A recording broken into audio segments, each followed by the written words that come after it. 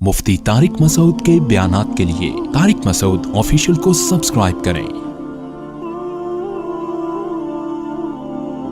Tariq Masood official.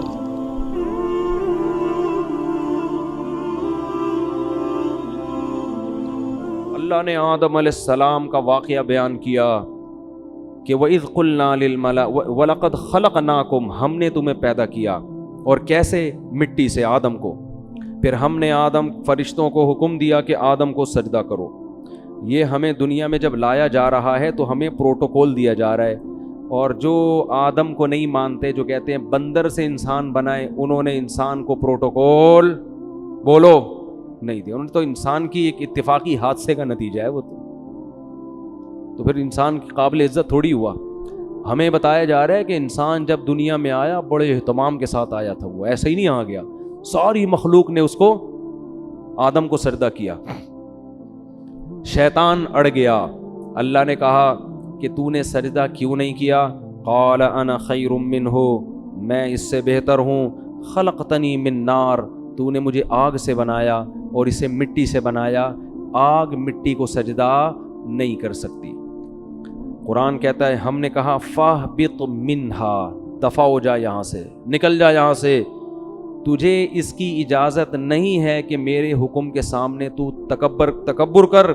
इन्नका minus सागिरीन, आज से तू मेरी नज़र से गिर गया है। बजाय तौबा करने के, शैतान ने कहा अनज़िरनी इला यौम युबअसून, ए अल्लाह मुझे क़यामत तक के लिए ज़िंदगी दे दे। अल्लाह ने फरमाया इन्नका मिनल मुनज़रीन, मैं तुझे क़यामत से पहले मौत नहीं दूंगा, कर ले जो करना है। क़ाल फ़बिमा अग़वैतनी, ए अल्लाह इस आदम की वजह से तूने मुझे गुमराह किया है। लअक़उदन्न लहुम सिरातकल मुस्तक़ीम, जब भी ये आदम सीधे रास्ते पे चलेगा मैं उस रास्ते के सामने आकर बैठ जाऊंगा, नहीं चलने दूंगा। ये जेलिसी, हसद इसकी वजह से हुआ, इसकी वजह से हसद में आ गया। थुम्मा लआतियन्नहुम मिन बैनि अदीहिम, ए अल्लाह, यानी चैलेंज कर रहे हैं अल्लाह को, मैं इसके सामने से भी आऊँगा, इसके पीछे से भी आऊँगा, दाएं से भी आऊँगा, वान शमाइलिहिम, बाएं से भी आऊँगा। वला तजिदु अक्सरहुम शाकिरीन, ए अल्लाह इनमें से अक्सर को तू देखेगा कि वो तेरे शुक्रगुजार नहीं बनेंगे।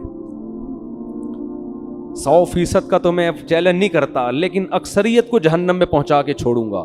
कैसे चैलेंज कर रहा है? ये नहीं कह रहा कि मैं सबको गुमराह करने की कोशिश करूंगा, ना ना, रिजल्ट बता रहा है। ये ऐसे है जैसे कोई आपको कहकर गए कि यार फलां दहशतगर्द है, उससे लड़ना है। एक तरीका धमकी का ये होता है कि मैं अब तो नहीं छोड़ूंगा उसको। एक तरीका होता है कि आप देख लेना कल सुबह अखबार में उसकी रिपोर्ट आ जाएगी, यानी खबर बता रहे होते हैं ना कि बस ये समझो कि ये काम है भाई, हो गया, बस समझो कि ये, बस आपने मुझे कह दिया ना, कल सुबह अखबार में आ जाएगा वो। ये तरीका होता है बड़ी धमकी का। तो शैतान ये नहीं कह रहा कि मैं सबको गुमराह करूंगा। शैतान कह रहे हैं अल्लाह मैं खबर पेश कर रहा हूँ, ला तजीदु अक्सरहुम शाकिरीन, अक्सर लोगों को तू देखेगा कि वो शुक्रगुजार नहीं है। और कुरान कहता है वलक़द सद्दक़ा अलैहिम इब्लीसु ज़न्नहु, शैतान ने जो दावा किया था ना, उस दावे में शैतान ने अपने आप को सच्चा पाया। अक्सरियत को शैतान जहन्नम का ईंधन बना चुका है। जब शैतान ने ये काम किया, अल्लाह ने कहा उखरुज मिन्हा मज़ऊमम मदहूरा, निकल जा यहाँ से जलील होकर और धुतकारा हुआ होकर, यानी बजाय तौबा करने के और चैलेंज पे चैलेंज कर रहा है। और फिर अल्लाह ने फरमाया अल्लाह मन तबिअका मिनहुम, ठीक है मैंने तुझे लोगों में छोड़ दिया, तो इनको गुमराह कर, लेकिन मैं तुझे बताऊं कि जो तुझे फॉलो करेंगे, लअमलअन्न जहन्नम मिनकुम अजमाइन, तुझ समेत उन लोगों को तेरे साथ जहन्नम में डाल के जहन्नम को मैं भर दूंगा। मैं भी जहन्नम भरने में बुखल से काम नहीं लूंगा, लेकिन मैं ये बात तेरी लोगों को बताऊंगा जरूर कि वो तुम्हारे पीछे पड़ा हुआ है। इसके बाद अल्लाह ने आदम अलैहिस्सलाम से, इधर तो अल्लाह का मुकालमा किससे चल रहा है भाई? शैतान से। चल जा, तुझे मोहलत दी, पंजा आजमा तू जाके। इधर अल्लाह ने आदम अलैहिस्सलाम से खिताब किया, वया आदम, और ए आदम, उसकुन अंता वज़ौजुकल जन्ना, तू और तेरी बीवी दोनों कहाँ जिंदगी गुजारो? जन्नत में। जन्नत में ऐशो इशरत करो। और فَكُلَا مِنْ حَيْثُ شِئْتُمَا، تم دونوں کو میں کہہ رہا ہوں پوری جنت تمہارے لیے میں نے حلال کر دی، جہاں سے کھاؤ چاہو کھاؤ پیو. وَلَا تَقْرَبَا هَٰذِهِ الشَّجَرَةَ، یہ والا جو درخت ہے کھانا تو دور کی بات، اس کے قریب بھی مت جانا، اس کے قریب بھی مت جانا. فَتَكُونَا مِنَ الظَّالِمِينَ، دونوں ظالمین میں سے ہو جاؤ گے. فبس شیطان آ گیا، اس نے کیسا ہوشیار ہے، چلو پہلے آدمی کو چھوڑ دیتا، یہ کل سے میں اپنا کام ابھی تھوڑا ریسٹ کر لوں، ابھی تو دھمکیاں ومکیاں چلی ہیں، ذرا ایک ہفتہ ریسٹ کرتا ہوں، تھوڑا آرام کرتا ہوں، اس کے بعد پھر جو ہے کوشش کریں گے. ویژنری لوگ جو ہے نا وہ ریسٹ نہیں کرتے، چاہے اچھا ویژن ہو چاہے برا ویژن، اس سے پتہ چلتا ہے. اور شیطان اس میں کامیاب بھی ہوا. قرآن کہہ رہے اکثریت کہاں جائے گی؟ جہنم میں. شیطان نے جو کہا تھا نا کر کے دکھایا، لیکن بے وقوف یہ نہیں دیکھ رہا کہ میں بھی تو جا رہا ہوں ٹھیک ہے نا، یہ بے وقوفی ہے اس کی. اس نے کہا کوئی بات نہیں، ہم بھی جائیں گے، ان کو بھی لے کے مریں گے. تو اسی وقت سے شیطان نے کام اپنا شروع کر دیا. یہ جنت میں کیوں چلے گئے؟ قرآن کہتا ہے فوسوس لہما الشیطان، دونوں کو جا کے دل میں وسوسے ڈالنا شروع کیے شیطان نے، دل میں وسوسے. لیبدیہما ما وقال ما نہاکما ربکما عن ہذہ الشجرہ، ان کے دل میں جا کے خیالات ڈالے کہ دیکھو پوری جنت میں ہر چیز کھانے کی اللہ نے اجازت دے دی ہے، یہی والے پہ پابندی لگائی ہے، اس کا مطلب اس میں کچھ ایسی خاص چیز ہے جو دوسروں میں نہیں ہے. یہ انسان کی نیچر ہے کہ جس چیز سے روکا جائے نا، آپ تجربہ کر کے دیکھ لیں، گھر میں نا ایک الماری رکھیں اور ہر جو دراز ہوتی ہے نا اس میں کسی میں لاک نہ لگائیں، ایک میں لاک لگا دیں، اس میں کچھ بھی نہیں ہے، اس میں مری ہوئی چھپکلیاں ڈال دیں آپ. بے شک بچوں کو بولیں کہ اس کو نہیں کھولنا، بچے کسی کو نہیں کھولیں گے سوائے اسی کو کھولنے کی، ان کو ہوگا. وہ یہ شیطان وسوسے ڈالتا ہے، وہ نافرمانی کرواتا ہے. اب آدم علیہ الصلوۃ والسلام کے دل میں اور اماں حوا ان کی زوجہ، دونوں کے دل میں شیطان نے وسوسہ ڈالا اور کہنے لگا ما نہاکما ربکما عن ہذہ الشجرہ، دیکھو اس درخت میں کچھ تو ہے، اللہ چاہتا ہے کہ تمہیں جنت تو ملے لیکن وقتی، عارضی، موت تو ہے نا، وہ تو یہاں بھی مرو گے تم. تو لگتا ہے کہ اس درخت میں ایک چیز ہے کہ یہ درخت کھاتے ہی ہمیشہ زندگی، موت، یہ ایسی ویکسین لگ جائے گی یہ کرونا سے حفاظت کی ویکسین ہے، اور کرونا نہیں بلکہ یہ موت سے حفاظت کی کیا ہے؟ ویکسین ہے. یہ کھاتے ہی موت پروف ہو جاؤ گے. اور دوسری بات، فرشتے بن جاؤ گے جن کی ہزاروں سال عمریں ہوتی ہیں. یہ چکر ہے. قرآن کہتا ہے ایسے دل میں بار بار بار بار. اب پیغمبر جو ہے نا ان کے بارے میں پوری امت کا اجماع ہے، ان سے صریح نافرمانی نہیں ہوتی. البتہ یہ ضرور ہے کہ ان سے اجتہادی غلطی ہو جاتی ہے. تو علماء کہتے ہیں کہ آدم علیہ السلام کے دل میں خیال آیا اور اماں حوا کے کہ اللہ نے یہ والا درخت منع کیا ہے نا، تو یہی درخت وہاں بھی اگا ہوا ہے، وہاں بھی اگا ہوا ہے، تو وہاں سے کھا لیتے ہیں، کیونکہ اللہ نے تو حاضی ہی کہا تھا یہ والا. حالانکہ اللہ کی مراد یہ تھی کہ یہ کا مطلب پوری جنت میں کہیں بھی یہ والا درخت نہیں کھانا. تو آدم علیہ السلام نے تعویل کر لی، اماں حوا نے بھی، یہ والا کا ہے وہ والا تھوڑی کا ہے. اور شیطان وسوسے ڈال رہا ہے کہ کھا لو بھائی، کھا لو بھائی. جا کے قرآن کہتا ہے فلما ذاق الشجرہ، کھانا تو دور کی بات، ابھی زبان پہ پھل کو رکھا اور چکھا ہی تھا، فوراً اللہ کی طرف سے پہلا عذاب کیا آیا، وطفقا بدت لہما سوآتہما، اللہ نے دونوں سے جنت کا لباس چھین لیا، دونوں برہنہ ہو گئے. وطفقا یخصفان علیہما من ورق الجنہ، اور شرم کی وجہ سے جلدی جلدی جنت کے درختوں کے پتوں کو اپنے اوپر ڈالنے لگے. دیکھو دونوں میاں بیوی تھے اور میاں بیوی کا آپس میں کوئی پردہ نہیں ہوتا، اس کے باوجود اس سے پتہ چلتا ہے کہ حیا کا تقاضا ہے کہ نارملی عام حالات میں میاں بیوی لباس کے اندر رہیں، ایک دوسرے کے سامنے اپنے سطر کو ظاہر مت کریں. اس سے آپ اندازہ لگاؤ کہ جو ہماری لبرل خواتین جو کسی کی بیوی بھی نہیں ہے، غیر محرم مرد کے سامنے نارمل حالات میں نیم برہنہ لباس پہن کے گھومتی ہیں، قرآن کی نظر میں وہ کس قدر بے حیا ہیں. یعنی بیوی کو بھی کہا جا رہا ہے کہ نارمل حالات میں جب میاں بیوی کا کوئی ریلیشن نہ ہو اس وقت تو نارمل پراپر ڈریس میں ہونا چاہیے. حالانکہ میاں بیوی کا کوئی پردہ نہیں ہے, لیکن یہ حیا کا تقاضا ہے. اور وہ عورت جو کسی ایسے مرد کے سامنے اپنے جسم کو ظاہر کرتی ہے جو اس کا شوہر بھی نہیں ہے اور نارملی اس ڈریس میں گھومتی ہے, اسکرٹ پہن کے گھوم رہی ہیں, سلیو لیس کپڑے پہن کے گھوم رہی ہیں, اس کا مطلب یہ لوگ آدم علیہ السلام اور اما ہوا کی نیچر پر نہیں ہے, انہوں نے اپنی خاندانی پرمپرا کو چھوڑ دیا ہے. اصل تو ہمارا خاندان آدم اور ہوا والا ہے نا, یہ اپنے کلچر کو فالو نہیں کر رہے, یہ آدم اور ہوا کی نیچر پہ نہیں ہے, یہ فطرت پہ نہیں ہے یہ لوگ. تو فطرت اس کا تقاضا کرتی ہے کہ میاں بیوی بھی عام حالات میں, نارمل حالت میں وہ ایک دوسرے کے سامنے اپنے جسم کو ظاہر کرتے ہوئے شرم محسوس کرتے ہیں.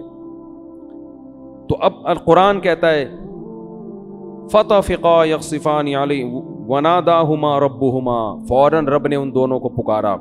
أَلَمْ أَنْهَكُمَا عَنْ تِلْكُمَا الشَّجَرَةِ, کیا میں نے تم دونوں کو منع نہیں کیا تھا یہ درخت مت کھانا. وَأَقُلْ لَكُمَا إِنَّ الشَّيْطَانَ لَكُمَا عَدُوٌّ مُّبِينٌ, کیا میں نے کہا نہیں تھا کہ شیطان تمہارا دشمن ہے. اس سے پتہ چلتا ہے کہ اللہ تعالیٰ یہ واقعہ آدم علیہ السلام کو بھی سنا چکے تھے کہ دیکھ آدم, سب نے سجدہ کیا ہے, شیطان نے نہیں کیا, اور یہ تمہیں اور تمہاری بیوی کو گمراہ کرے گا. اب دیکھو ہوا کیا ہے, شیطان کو اللہ نے کہا تھا نا کہ سجدہ کیوں نہیں کیا, شیطان نے فوراً لاجک پیش کرنا شروع کر دی, میں بہتر اور یہ کیا ہے, یہ مجھ سے کمتر ہے.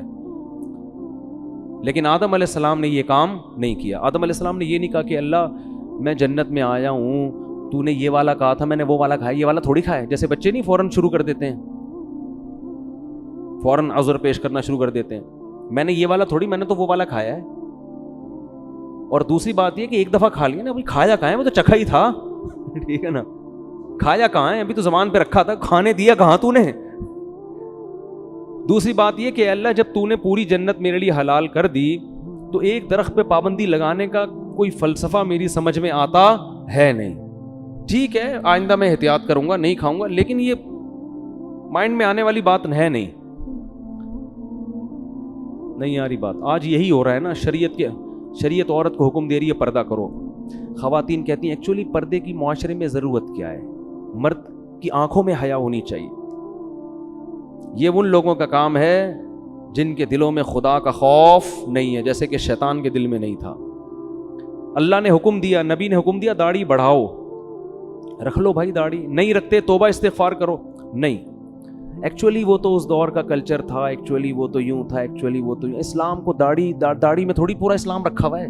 اصل تو انسان کا کردار اچھا ہونا چاہیے, اخلاق اچھے ہونے چاہیے, دل نہ دکھاؤ. اور بھائی داڑھی رکھنا فرض ہے.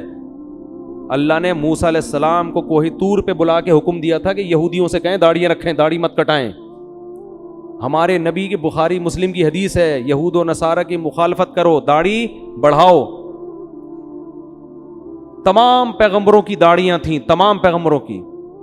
لیکن آپ دیکھ لو ہمارا لبرل طبقہ ایکچولی یوں ہے, اچھے دل میں ہو داڑھی, اندر ہونی چاہیے, اندر نہیں باہر بھی ہونی چاہیے داڑھی. اندر کا کوئی فائدہ نہیں ہے, باہر داڑھی پراپر ہونی چاہیے. نہیں رکھی جاتی توبہ استغفار کرو, اللہ سے مانگو, اللہ کے حکم کو تبدیل مت کرو.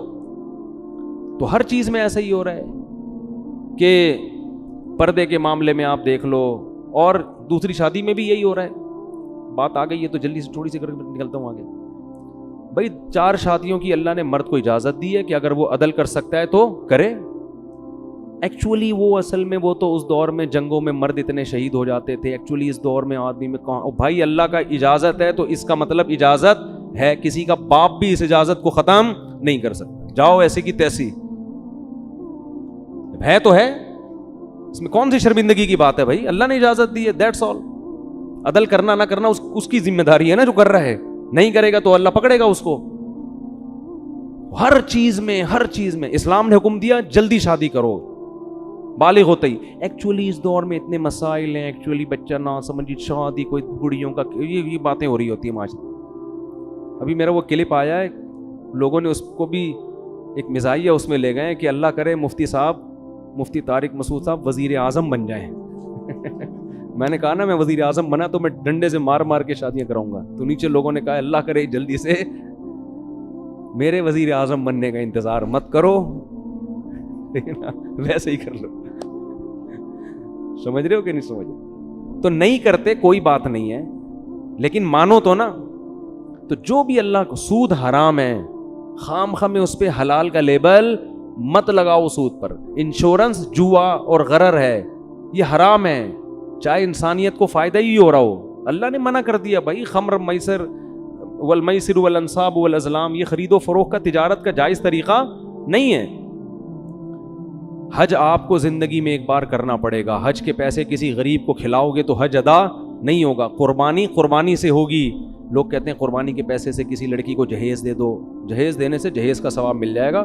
قربانی جب حضرت اللہ نے ابراہیم علیہ السلام کو کہا تھا نا بچے کو ذبح کرو, تو ابراہیم علیہ السلام نے یہ نہیں کہا تھا کہ اللہ اس سے بہتر ہے کہ میں کسی بیوہ کی شادی کرا دوں. بھائی یہ کیسا حکم دے رہے بچے کو ذبح کرو. اے اللہ میں کسی غریب کو جہیز دلا دیتا ہوں. اے اللہ میں ایک ہسپتال کھول لیتا ہوں جس میں غریبوں کا فری علاج ہوگا. اگر ابراہیم علیہ السلام اللہ سے اس قسم کے اعتراضات کرتے نا تو خلیل اللہ نہ بنتے. یہ شیطان کا کام ہوتا ہے کہ میں کیوں کروں, یہ کچھ اور بول دے. اللہ اس وقت شیطان سے کہتے کہ چل تو سجدہ نہیں کرنا نہیں کر, تو 1 کروڑ رکعت کی نیت باندھ لے. شیطان فوراً باندھ لیتا. فوراً کیا کرتا بولو, باندھ لیتا. اللہ اس سے کہتے ٹھیک ہے تو غریب جنات کو کھانا کھلا. وہ بھی جن تھا نا, تو غریب جنات کو کیا کھلا, کھانا. شیطان دبا کے کھلاتا کیونکہ وہ بڑا عبادت گزار تھا. اس نے کہا سب کچھ کرنے کے لیے تیار ہوں, لیکن یہ حکم میری کھوپڑی میں آتا نہیں ہے. یہ جمعہ 8 دن آدم میرے سامنے پیدا ہوا ہے, میں پرانا عبادت گزار کب سے عبادت کر رہا ہوں, میں اس کو سجدہ کروں. یہ بات ساڑی عقلچ بولو نہیں آتی. یعنی اللہ کو سمجھائے گا کہ تو نے, اب یہ دیکھو لوگ کہتے ہیں نا لڑکی کا آدھا حصہ کیوں ہے, لڑکے کا ڈبل کیوں ہے. اس کا مطلب آپ اللہ کو مشورے دے رہے ہو کہ اس نے بہن کا آدھا کیوں رکھا اور بھائی کا ڈبل کیوں رکھا. خواتین سے ہم کہتے ہیں مرد گھر کا سربراہ ہے, آپ کو اس کی اطاعت کرنی ہے. خواتین کہتی ہیں کیوں, فوراً کہتی ہیں کیوں, یہ اس میں کیا ہے, یہ اس کو میں سربراہ مانوں, میں اس کی اطاعت کروں, یہ مجھ سے پوچھ کے گھر سے باہر جاتا ہے جو میں اس سے پوچھ کے جاؤں. بھائی مرد کو اللہ نے پابند نہیں کیا ہے کہ وہ بیگم کو جہاں بھی جائے بتا کے جائے. عورت کو پابند کیا ہے کہ جب وہ گھر سے نکلے گی میاں کو بولو بتا کے جائے گی. ہاں مرد بھی اگر بتا کے جاتا ہے تو ایک اچھا میاں کہلائے گا. وہ مارکیٹ میں جو آج کل شارٹ ہیں, اچھی بات ہے, اخلاق کا تقاضا ہے. جہاں جا رہے ہو بتا دو, کوئی غلط, کوئی بم پھاڑنے تھوڑی جا رہے ہو, کوئی چرس پینے تھوڑی جا رہے ہو, دوستوں میں جا رہے ہو, بتا دو بیگم میں ذرا بیٹھا ہوا ہوں. اخلاق کا تقاضا اور چیز. لیکن قانون کیا ہے کہ رخصتی عورت کی ہوتی ہے, آدمی کی نہیں ہوتی. وہ باؤنڈ ہوئی ہے. لیکن آج کل سسٹم الٹ, آدمی کی ایسی کی تیسی ہو جاتی ہے. کم بخت 2 منٹ نہیں کہیں بیٹھ سکتا, لوکیشن پہ پتہ چل رہا ہوتا ہے کہاں بیٹھا ہوا ہے اس وقت. پوری میپ پہ لوکیشن ڈالی ہوئی ہوتی ہے, اپنے بندے کا ڈی این اے ڈالا ہوا ہوتا ہے اس میں. تو لوگ پھر ڈپریشن میں آتے ہیں, یار گھر سے باہر کہیں آزادی ختم ہو گئی. تو اس کو اللہ نے پابند کیا ہے. ہاں پابند کا یہ مطلب نہیں کہ جیل خانے میں ڈال دیا, اب اس کو کہیں جانے ہی نہ دیں آپ, لیکن شوہر کو اعتماد میں لینا ضروری ہے. اب خواتین کہتی کیوں, ہم تو مرد کے برابر ہیں. بھائی اللہ نے نہیں بنایا آپ کو. للرجال علیہن درجہ, اللہ کہتے ہیں میں نے مرد کو عورت پر 1 درجہ فضیلت دی ہے. تو عقل مند عورت کہے گی بھائی اللہ نے اس میرے میاں کو میرا سربراہ بنا دیا, اے اللہ میں تیرے حکم پہ راضی ہوں. اگرچہ مجھے کھوپڑی میں آتا نہیں ہے, لیکن میں اس کو سر کا تاج بناؤں گی, اس کی خدمت کروں گی, اس کو عزت دوں گی, اس کو احترام دوں گی. عقل مند عورت یہ کرے گی کس کو خوش کرنے کے لیے, اللہ کو, کہ بھائی یہ بھی مر جائے گا ایک دن تو مجھے اللہ اس پہ کیا دے گا, اجر, کہ تو نے اپنے شوہر کو راضی رکھا تھا. اور اللہ نے میاں کو پابند بنا دیا کہ سارا خرچہ کس کے ذمے ہے, تمہارے ذمے. اب میاں بیوی کو سمجھا رہا ہوتا ہے ایکچولی آج کل مہنگائی کا دور ہے, ایکچولی تم بھی جاب کرو, دیکھو گھر مل کے ایسے نہیں ہوتا, یہ ٹوپی ڈرامے ہیں بھائی. جب اللہ نے کہہ دیا بما انفقوا من اموالہم, مہنگائی ہو یا سستائی ہو, گھر کا سارا خرچہ کس کے ذمے ہے, آدمی کے ذمے. تو اب اللہ کو مشورے دینے کی ضرورت بولو نا یار نہیں ہے. تو ہم سب ہیں شیطان ہی, ٹھیک ہے نا, جس طرح سے اسٹائل ہے نا ہمارا, بدنام شیطان کو کیا ہوا ہے. کام سارے ہمارے بھی وہی ہیں. تو شیطان نے کہا تھا نہیں میری کھوپڑی میں نہیں آ رہا. آدم کو اللہ نے کہا میں نے منع کیا تھا مت کھانا. تو آدم علیہ السلام نے یہ نہیں کہا ایکچولی اللہ مجھے اصل میں کنفیوژن ہو رہی تھی تھوڑی, یہ والا یا وہ والا. تو اصل میں وہ نا نا نا نا نا نا جیسا ہی اللہ نے کہا میں نے منع کیا تھا, آدم نے کہا ربنا ظلمنا انفسنا. دونوں مل کے دعا مانگنے لگے میاں بیوی, اے ہمارے رب ہم نے اپنی جان پہ ظلم کیا, کوئی عذر نہیں, غلطی ہو گئی.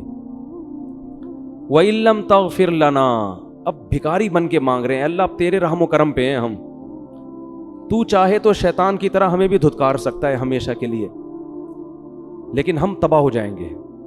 ہم کیا ہو جائیں گے؟ برباد. ہم پہ طرز کھا اور ہمارے اس جرم کو معاف کر دے. اللہ کو یہ کلمات اتنے پسند آئے, قرآن کہتا ہے ثم اجتباہ ربہ فتاب علیہ وہدا. 3 احسان کی اللہ نے آدم پر. ایک اجتباہ, آدم کو کی دوبارہ ویسے ہی سلیکشن ہو گئی جیسے پہلے, جیسے کسی عہدے سے برطرف کر دیا جاتا ہے نا, ایسا جو صاحب کو نکال دیا فوراً وہ عہدہ کیا ہو گیا؟ بحال. تو اللہ کی نظر میں آدم کا جو مقام تھا نا اس غلطی سے پہلے, اللہ کہتے ہیں اجتباہ, وہ مقام میں نے آدم کو دوبارہ دے دیا. ثم اجتباہ ربہ فتاب علیہ. نمبر 2, گناہ بھی معاف کر دیا. صرف دنیاوی لحاظ سے جو عہدہ ملا تھا وہ واپس نہیں ملا, بلکہ جو غلطی تھی وہ بھی معاف. اور پھر ایک اور احسان یہ کیا, وہدا, آئندہ کے لیے ان کو یہ توفیق دی کہ سیدھے راستے پہ چلیں اور ایسی غلطی نہ کریں. یہ تگڑی توبہ کی علامت ہوتی ہے کہ دوبارہ گناہ سے انسان کی حفاظت. ایسا بنا دیا کہ اب غلطی پروف ہو گئے. کیا ہو گئے؟ اب نہیں ہوگی یہ غلطی, اب میں حفاظت کروں گا آپ کی توبہ مجھے اتنی پسند آئی ہے, اب آپ سے یہ غلطی میں نہیں ہونے دوں. شیطان وسوسے ڈالے گا, اب میں شیطان کی راہ میں رکاوٹ بنوں گا. بعض دفعہ ایسی خاندانی توبہ انسان کرتا ہے کہ اللہ پھر اس کو توفیق دیتے ہیں کہ وہ غلطی سے بچے, لیکن پھر بھی غلطی ہوتا ہے پھر بھی توبہ کرو. تو اس سے ہمیں پتہ چلتا ہے کہ بھائی ہم خطا کے پتلے ہیں, ہم سے ہو جائے گی تو ہم شیطان والے راستے پہ نہیں چلیں گے, توبہ کریں گے اللہ سے. جب اللہ نے آدم علیہ السلام کو یہ فرمایا تو اللہ نے فرمایا توبہ تو قبول ہے, لیکن اب آپ کو زمین پہ رہنا ہے. یہ تو ایک میں نے ریہرسل کروائی تھی, ٹھیک ہے نا, جنت دکھائی آپ کو کہ آپ کو اس کے لیے بنایا ہے, اور توبہ کی آپ نے, تو اب آپ اصل میں تو آپ کو دنیا کے لیے پیدا کیا ہے میں نے. اب آپ دنیا میں جاؤ گے اور آپ کی اولاد پیدا ہوگی, جو جنت میں مزے تھے وہ اب آپ کو نہیں ملیں گے, اور آپ جا کے یہ اعلان کر دیں اپنی آنے والی نسلوں میں کہ جو دوبارہ اس جنت میں جانا چاہتا ہے وہ اپنے آپ کو غلطیوں اور گناہوں سے بچا کے. اب یہ فری میں نہیں ملے گی, یہ محنت پہ ملے گی. ابھی تو میں نے آپ کو فری میں دے دی تھی, ٹھیک ہے نا, اب یہ جنت دوبارہ فری میں نہیں ملے گی. جزاء بما کانوا یعملون, جو عمل کرے گا اس کو ملے گی, اور جو عمل نہیں کرے گا وہ اس جنت سے محروم. پھر اللہ نے اس واقعہ سنانے کے بعد فرمایا یا بنی آدم لا یفتننکم الشیطان کما اخرج ابویکم من الجنہ. اے بنی آدم, اے انسانوں, دیکھو شیطان تمہیں اسی طرح ورغلا کے جنت سے محروم نہ کر دے جیسے اس نے تمہارے باپ آدم اور حوا کو نکلوایا جنت سے. سمجھ میں آ رہی ہے بات کہ نہیں آ رہی؟ اللہ ہمیں تنبیہ کر رہے ہیں کہ آدم کو تو جنت میں جاتے ہی پیچھے پڑ گیا تھا, تو تم بھی جب بالغ ہوتے ہو نا اور احکام کے مکلف ہوتے ہو, اسی وقت شیطان تمہارے پیچھے پڑ جاتا ہے. اور اللہ نے فرمایا انہ یراکم ہوا وقبیلہ من حیث لا ترونہم. شیطان اور اس کے شتونگڑے یہ تمہیں اس طرح سے دیکھ رہے ہیں کہ تم اس شیطان کو دیکھ نہیں سکتے, یہ تمہیں نظر نہیں آتا. اس میں اللہ نے جواب بھی دے دیا کہ ہو سکتا ہے یونیورسٹی کے کسی پروفیسر کو اعتراض ہو کہ وہ شیطان ہے کہاں, ہمیں تو نظر آ نہیں رہا. تو اللہ نے فرمایا کہ وہ تمہیں نظر نہیں آئے گا, لیکن شیطان کو تم نظر آ رہے ہو. یہ ایک حقیقت ہے, ہر چیز سائنس ٹریس نہیں کر سکتی. شیطان مادی چیز نہیں ہے, اور سائنس کا جو ٹاپک ہے نا وہ مادی چیزوں پہ ہے. بہت سی اور اللہ نے ایسی مخلوق پیدا کی ہے جو ہمیں نظر نہیں آتی, وہ ہماری لیبارٹریوں میں ٹریس ہی نہیں ہو سکتی ہے. تو اللہ نے فرمایا انہ یراکم ہوا وقبیلہ, شیطان اور اس کے قبیلہ تمہیں جس طرح سے دیکھ رہا ہے تم اس کو بولو نہیں دیکھتے. اور اللہ نے آگے بس بھی آیت پڑھ کے اپنے بیان ختم کرتا ہوں. فرمایا انا جعلنا الشیاطین اولیاء للذین لا یؤمنون، ہم نے شیطان کو ان لوگوں کا دوست بنایا ہے جن کا آخرت پر ایمان کمزور ہوتا ہے۔ اگر جنت پر آخرت پر ایمان مضبوط ہو، اس کا استحضار ہو، تو شیطان کا وار پھر آسان نہیں ہوتا۔ تو اس سے پتہ چلتا ہے کہ شیطان کے شر سے بچنے کے لیے یہ ضروری ہے کہ موت کا، قبر کا، آخرت کا استحضار کیا جائے، بار بار سوچا جائے کہ ایک دن آئے گا، ہمیں اللہ کے سامنے حساب دینا ہے۔ اور اسی سورہ اعراف میں اللہ نے فرمایا کہ جو لوگ آخرت کو بھول کے بیٹھے ہوئے ہیں نا، الیوم ننساہم کما نسوا لقاء یومہم ھذا، آج کے دن ہم ان کو ایسے ہی بھول جائیں گے جیسے یہ دنیا میں حساب کتاب کے دن کو بھول گئے تھے۔ پھینک دیں گے ہم ان کو آگ میں اور بھول جائیں گے ہم، کیونکہ انہوں نے دنیا میں حساب کتاب کو یہ بھول گئے تھے۔ تو اس سے پتہ چلتا ہے بھائی کہ ہمیں حساب و کتاب کے دن کو بار بار یاد رکھنا ہے، گھروں میں اس کا تذکرہ کیا کریں، دوستوں میں تذکرہ کیا کریں، بھائی ایک دن حساب و کتاب کا آنے والا ہے۔ پیغمبروں کو اللہ عدالت کے کٹہرے میں کھڑا کرے گا، ہم اور آپ کس کھیت کی مولی ہیں بھائی؟ تو بار بار جب اس کا استحضار ہوگا نا بھائی حساب کتاب، یہ آپ کو موٹیویٹ بھی کرے گا اور غموں سے نجات بھی دے گا۔ کسی نے آپ پہ ظلم کیا، پیسے لے کے بھاگ گیا، اب وہ میرے انگوٹھے جو ہوتے ہیں وہ سبزی والے کے جو انگوٹھے میں لے کے بیٹھا ہوا تھا، مجھے تسلی کس سے ہوئی؟ بھائی ایک دن حساب و کتاب کا آنے والا، مل جائیں گے آخرت میں وہ سبزی والا، بولو ملے گا۔ میں بولوں گا بیٹا کہاں ہے پیسے نکال، اب پیسے تو نہیں ہوں گے، اپنی نمازیں دے دے مجھے، ٹھیک ہے نا، میرے گناہ اپنے اوپر لاد لے۔ تو یہ حساب و کتاب، کوئی بھی کسی پہ ظلم کر رہا ہے، اللہ کہتے ہیں لا تحسبن اللہ غافلا عما یعمل الظالمون، ظالمین جو کچھ کر رہے ہیں اللہ کو اس سے غافل مت سمجھو، انما یؤخرہم لیوم تشخص فیہ الابصار، اللہ ایسے دن کے لیے مہلت دے رہا ہے جس میں آنکھیں کھلی کی کھلی رہ جائیں گی۔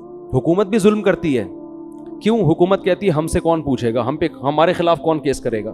ابھی دیکھو نا وہ جو دھرنے میں مارم پیٹی ہو رہی ہے، ٹھیک ہے دونوں طرف سے غلطی ہو رہی ہے، لیکن اس غلطی کا ذمہ دار کون ہے؟ حکومت۔ کیا آپ نے ایک ایگریمنٹ کیا، معاہدہ کیا اور آپ اس معاہدے سے پیچھے ہٹ گئے؟ تو جو البادی ہے نا، جو پہل کرنے والا ہوتا ہے نا، اصل ذمہ دار کون ہوتا ہے؟ وہ ہوتا ہے۔ تو آپ نے ایگریمنٹ کیا کیوں تھا اس وقت؟ آپ سوچ کے ایگریمنٹ کرتے نا، لیکن گورنمنٹ جو ایگریمنٹ کرتی ہے اس کو توڑتی ہے، کیونکہ جب سب لوگ حکومتی سطح پہ حکومت کے ساتھ ہوتے ہیں تو حکومت کو پتہ ہے کہ میرے خلاف کیس کرنے والا کوئی بھی نہیں ہے، جو عدالت کیس کی سماعت کرے گی وہ ہم نے اپنے بٹھائے ہوئے ہیں۔ تو ایگریمنٹ توڑنا طاقتور کے لیے بہت آسان۔ تو اللہ قرآن میں کیا فرماتے ہیں کہ لا تحسبن اللہ غافلا، فرعون نے کیا کچھ نہیں کیا تھا، تو اللہ فرماتے ہیں دنیا میں کہیں بھی کسی پہ ظلم ہو رہا ہے تو اللہ کو غافل مت سمجھو۔ پھر اے اللہ تو حساب لیتا کیوں نہیں ہے؟ اللہ فرماتے ہیں یوم تشخص یؤخرہم، ہم نے ایک ٹائم متعین کیا ہوا ہے، حلیم ہے اللہ، بردبار ہے، جلد باز نہیں ہے۔ فوراً اگر ہو تو پھر تو سارے انسان کے بچے بن جائیں۔ کیا خیال ہے بھائی؟ پھر آزمائش تھوڑی ہو، ادھر کوئی زنا کرے ادھر چھت گر جائے اس کے اوپر تو فوراً لوگ زنا چھوڑ دیں، یار ادھر جرم کرو فوراً سزا ملتی ہے، نا نا نا، قرآن کہتا ہے سزا کے لیے ایک دن ہم نے متعین کیا ہوا ہے۔ اللہ تعالیٰ سے دعا ہے اللہ سمجھنے کی اور عمل کرنے کی توفیق عطا فرمائے۔ وما علینا الا البلاغ۔